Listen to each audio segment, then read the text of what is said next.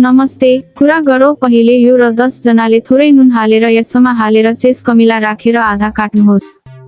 अनि बेकन बेर्नुहोस् र पिठो र त्यसपछि अन्डा हाल्नुहोस् र त्यसपछि यो र गहिरो फ्राई गर्नुहोस् र त्यसपछि यसलाई खानुहोस् र यसको आनन्द लिनुहोस्।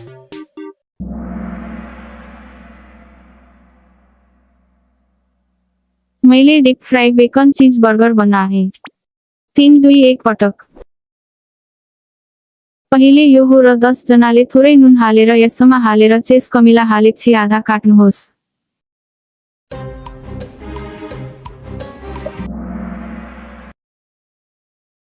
अनि बेकन बेर्नुहोस् र त्यसलाई पिठोमा राख्नुहोस् र त्यसपछि अन्डा हाल्नुहोस् र त्यसपछि यसमा राख्नुहोस् र गहिरो फ्राई गर्नुहोस्।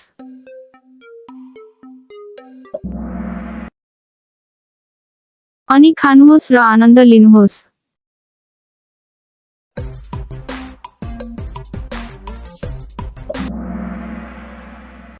त्यो बारेमा प्रश्नहरू रमाइलो लाग्यो पहिले यो र 10 जनाले थोरै नुन हालेर यसमा हालेर चेस कमिला राखेर आधा काट्नुहोस्। अनि बेकन बेर्नुहोस् र त्यसलाई पिठोमा राख्नुहोस् र त्यसपछि अन्डा हाल्नुहोस् र त्यसपछि यसमा राख्नुहोस् र गहिरो फ्राई गर्नुहोस्। अनि खानुहोस् र आनन्द लिनुहोस्। पछि भेटौला र पछि भेटौला।